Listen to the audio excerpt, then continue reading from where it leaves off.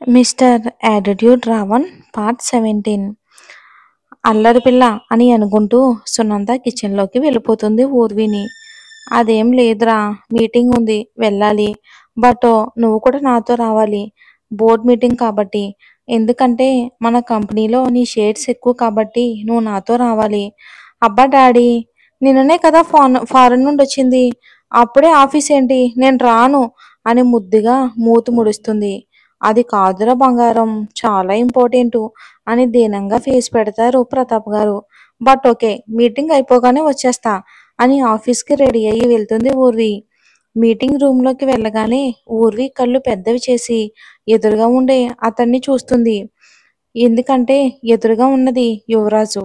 రాజ్కి చాలా కంపెనీస్ ఉన్నాయి.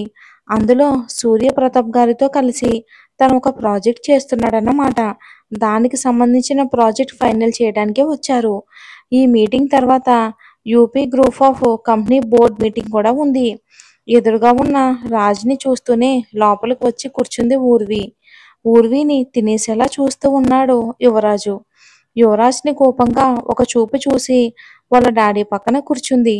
రాజు అర్థం కానట్లు చూశాడు. అందరి ఫేస్లో కూడా అదే క్వశ్చన్, ఎవరు అన్నట్టు. అందరి వైపు ఒకసారి చూసి ప్రతాప్ గారు చిన్నగా నవ్వి, షీఈ్ మై డాక్టర్ ఊర్వి, సూర్య ప్రతాప్ చౌహాన్. ఈ మీటింగ్ తర్వాత మాకు బోర్డ్ మీటింగ్ ఉంది, దానికోసమే వచ్చిందని చెప్తాడు. ఈలోపు రాజ్ మధ్యలో కల్పించుకుని, తర్వాత మీ బిజినెస్లన్నీ మీ డాక్టర్ చూసుకుంటుందా అని అడిగాడు. లేదు, తనకి బిజినెస్ ఇంట్రెస్ట్ లేదు, తను ఒక డాక్టర్ న్యూరాలజిస్టు. తన ప్లాన్స్ తనకుంటాయి, తన ఇష్టం, తన కెరియర్. ఓకే ఓకే, ఇక మనం మీటింగ్ స్టార్ట్ చేద్దామని ప్రాజెక్ట్ గురించి ఎక్స్ప్లెయిన్ చేశారు ప్రతాప్ గారు. రాజ్ మాత్రం అలా ఊరివేనే చూస్తూ ఉన్నాడు. ప్రాజెక్ట్ ఒకే చేసుకుంటారు అందరూ. ప్రతాప్ గారి పిఏ మీటింగ్ గురించి పిలిస్తే యువరాజ్కి బాయ్ చెప్పి అక్కడ నుండి వెళ్ళిపోయారు. అప్పటికే అక్కడ అందరూ కూడా వెళ్ళిపోయారు. ఊర్వి కూడా వెళ్తూ ఉంటే ఆమెను ఆపి డోర్ వేసి ఆమె చెయ్యి పట్టుకోవడానికి చూస్తూ ఉంటాడు. ఒక్కసారిగా ఊర్వి కోపంగా చెయ్యిని వెనక్కి తీసుకుంటుంది. ఏంటి క్యూటీ, నన్నే కొట్టావు, నా నుండి ఎలా తప్పించుకుందాం అనుకుంటున్నావు? అది జరగదు, చాలా ఉంది నీలో. ఈ యువరాజు ఏదైనా కోరుకుంటే దాన్ని అస్సలు వదిలిపెట్టడు. అలాంటిది ఇంతటి అందం, నోనో క్యూటీ, వదిలేదే లేదు. నిన్ను అని దగ్గరకు వస్తూ ఉంటాడు. ఏ మిస్టర్, నీ లిమిట్స్లో నువ్వు ఉండు. కొట్టినా కూడా బుద్ధి రాలేదా? ఛీ, నీతో డీల్ని ఇప్పుడే బ్రేక్ చేయమని మా డాడీతో చెప్తా. నువ్వు అలా చేస్తే మీకే నష్టం. ఈ ప్రాజెక్ట్ కోసం మీ డాడీనే నన్ను అప్రోచ్ అయ్యారు, కాంట్రాక్ట్ కూడా సైన్ చేశారు. ఇప్పుడు బ్రేక్ చేస్తే మీరే డబుల్ పేమెంట్ ఇవ్వాల్సి ఉంటుంది. మీరు కొట్టుకు చావండి, నన్ను మాత్రం ఇప్పుడు వదలండి, మీటింగ్ స్టార్ట్ అవుతుంది అక్కడ. నో, నన్ను కొట్టినందుకు నీకు పనిష్మెంట్ ఇవ్వాలి. ఏంటి పనిష్మెంటా? ఆ, నువ్వు నాతో అన్న మాటలకి చంపేయాలి నిన్ను. ఓ, ఒక అమ్మాయివి నడి రోడ్డుపై నువ్వు నాకు కావాలి, నాతో రా అంటే కొట్టకి ఏం చేస్తుంది? నేను చూడగానే నాకు అనిపించిన ఫీలింగ్ చెప్పాను, దాంట్లో తప్పేముంది? మహాప్రభు, నన్ను వదలండి, నేను వెళ్ళాలి. ఇంకొకసారి నా కంటికి కనిపించకు, ఈసారి కొట్టను, చంపేస్తాను అని రాజ్ని తోసుకుని వెళ్ళిపోతుంది. వెళ్తున్న ఊర్వినే చూస్తూ, ఎంత దూరం వెళ్తావో వెళ్ళు, ఎప్పటికైనా నా దగ్గరికి రావాల్సిందే, నువ్వు నాకు మాత్రమే సొంతం అని వెళ్ళిపోతాడు. మీటింగ్లో ఇంపార్టెంట్ ఫైల్స్ అన్ని సైన్ చేసి ఊర్వి ప్రతాప్ గారు ఇంటికి వస్తారు. కాల్లో మాట్లాడుకుంటూ వస్తూ ఉంటే అక్కడ ఒక యాక్సిడెంట్ అయ్యి అందరూ గుంపుగా ఉంటారు. ఊరి కారు దిగేసరికి ఒక నడి వయసున్న అతను తలకు దెబ్బ తగిలి కొన ఊపిరితో కొట్టుకుంటూ ఉంటాడు. అతన్ని అందరూ చూస్తూ ఉంటారు తప్ప ఎవరూ సహాయం చెయ్యరు. ఊర్వినే ముందుకు వచ్చి అతన్ని తాకబోయేసరికి అక్కడ ఉన్న వాళ్ళందరూ వద్దు అని చెప్తూ ఉంటారు. అయినా కూడా వినకుండా అతన్ని తన కాల్లో హాస్పిటల్కి తీసుకెళ్తుంది ఊర్వి. డాక్టర్ డాక్టర్, తొందరగా ఇతన్ని చూడండి, క్విక్ అని అరుస్తూ ఉంటుంది. కానీ డాక్టర్ పట్టించుకోకుండా చూస్తూ ఉంటే తనే ట్రీట్ చేస్తూ ఉంటుంది. డాక్టర్ ఎంత వద్దని చెప్పినా కూడా అలానే ట్రీట్మెంట్ చేసి బయటకు వచ్చి డాక్టర్కి ఆ పేషెంట్ గురించి ట్రీట్మెంట్ గురించి చెప్తూ ఉంటుంది. డాక్టర్ మాత్రం ఊర్వి చెప్పేది వినకుండా ఒళ్ళంతా చెమటలతో భయం భయంగా చూస్తూ ఉంటాడు. ఇంతలో ఒక గుంపు వచ్చి బెడ్పై ఉన్న అతన్ని ఊర్విని చూస్తూ ఉండగానే ఆ గుంపులో ఒకడు అతి దారుణంగా పొడిచి చంపుతాడు.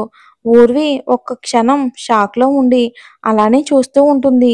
కొద్దిసేపటికి తేరుకుని ఆ వ్యక్తిని చంపిన అతని షర్ట్ కాలర్ పట్టుకుని ఒక మనిషి ప్రాణాలు కాపాడడం ఎంత కష్టమో తెలుసారా నీకు? అలాంటిది నీకొక మనిషిని చంపే అధికారం ఎవరిచ్చారు? అని లాగిపెట్టి ఒకడు కొడుతుంది ఊర్వి ఆ రౌడీని. ఆమె కాలర్ పట్టుకున్నప్పటి నుండి ఆమెనే చూస్తూ ఉన్న అతను ఆమె కొట్టగానే స్పృహలోకి వచ్చి ఎంత ధైర్యం ఉంటే ఈ రానా రాతోడిపైనే చెయ్యేస్తావా? అని ఊర్వి జుట్టును పట్టుకుని లాక్కెళ్తూ ఉంటాడు. ఊర్వి లోపలికొచ్చి చాలాసేపు అయ్యేసరికి ప్రతాప్ గారు ఊర్వి కోసం వస్తూ ఊర్విని రానా లాక్కెళ్ళడం చూసి అడ్డుకుంటారు. అతన్ని పక్కకి తోసి ఊర్విని తీసుకుని వెళ్తాడు. రానా ఇంటి వాతావరణం చూస్తేనే వణుకు పుట్టే విధంగా ఉంటుంది ఆ ఇల్లు. 1 ఎకరం స్థలంలో చుట్టూ ప్రహరీ గోడ రౌడీలతోనే ఉంటుంది. ఊర్వికి పాపం చాలా భయంగా అనిపించింది. ఆ ఇంటి పోర్టికోలో ఆగింది సుమో. ఊర్విని అలానే జుట్టు పట్టుకుని లాక్కెళ్ళి ఒక గదిలో పెట్టాడు రానా. ఊర్వి ఏడుస్తూ భయంగా ఆ గది అంతా చూస్తూ ఉంది. కొంచెం చీకటిగా ఉంది. అదేదో బెడ్రూమ్‌లా అనిపించింది. ఊర్వికి ఒక మూలన కూర్చుని ఏడుస్తూ ఉంది. ఇది ఊర్వి ఫ్లాష్ బ్యాక్ అండి. ఇంకొక ఎపిసోడ్‌లో అయిపోతుంది. దీని తర్వాత ఆయు అండ్ యువరాజులు ఎంటర్ అవుతాడు. మరి చూసుకోవాలి. ప్రతాప్ గారి ఆఫీస్ నుండి వచ్చిన రాజ్‌కి వాళ్ళ ఢిల్లీ బ్రాంచ్‌లో ప్రాబ్లమ్ వలన అర్జెంట్‌గా వెళ్ళాల్సొచ్చింది. ఇక 2 రోజుల తర్వాత వచ్చి నీ పని చెప్తా క్యూటీ. అసలు నిన్ను వదిలేదే లేదు. కానీ పాపం అదే చివరిసారి అవుతుంది తను చూడటమని అప్పుడు రాజ్‌కి తెలీదు కదా! ప్రతాప్ గారు తన ఇన్‌ఫ్లూయెన్స్ అంతా ఉపయోగించి ఊర్విని రానా దగ్గర నుండి తీసుకురావటానికి చూస్తూ ఉంటాడు. పోలీస్ స్టేషన్‌లో సార్ మా అమ్మాయిని రానా కిడ్నాప్ చేశాడు. మీరు తొందరగా వచ్చి వాడిని అరెస్ట్ చేసి మా బేబీని విడిపించండి. ఏం మాట్లాడుతున్నారు సార్? మీరు రానా దగ్గర నుండి తీసుకుని రావటమా? నో. మీరు మీ అమ్మాయిపై ఆశలు వదిలేసుకోండి. మినిస్టర్ నుండి అతనికంతా పలుకుబడి ఉంది. కనీసం మీ ప్రాణాలైనా కాపాడుకోండి అని కమిషనర్ అంటాడు. ఏం చెయ్యాలో కూడా అర్థం కాక సరే నేనే తేల్చుకుంటాను అని రానా దగ్గరికి వస్తూ ఉంటాడు. ఊర్విని రూమ్‌లో లాక్ చేసి వస్తూ ఉన్న రానాకి అడ్డుగా నిలబడి ఉంటుంది అంజలి. పక్కకి తప్పుకో అని కోపంగా అంటాడు రానా. ఎవరా అమ్మాయి? ఇలా ఎంతమంది అమ్మాయిలు నీ చేతిలో నలిగిపోవాలి? అని ఒకింత కోపంతో అడుగుతుంది అంజలి. అప్పటికే రానా కళ్ళు చింత నిప్పుల్లా మండిపోతూ ఉంటాయి. ఏంటే నన్నే ఎదిరించి మాట్లాడుతున్నావు? అంత ధైర్యం ఎలా వచ్చిందే నీకు?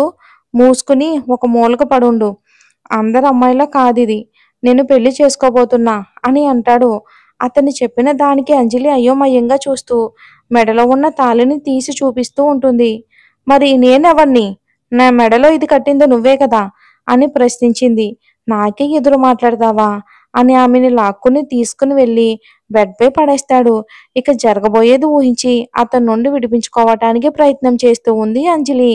ఒక గంట తర్వాత అచేతనగా ఆమెను వదిలి నోరు తెరిస్తే నా పనిష్మెంటు ఇలానే ఉంటుంది. నీకు తెలుసు కదా! నోరు మూసుకుని సైలెంట్‌గా ఒక మూలన పడుండు అని అంటాడు. మరి ఇటు రానా, అటు రాజు. మరి ఆయువ్ ఎలా ఎదుర్కొంటాడో చూద్దాం. మన ఊర్వి గతం బావుంది కదండీ! తనొక డాక్టర్ అన్నమాట.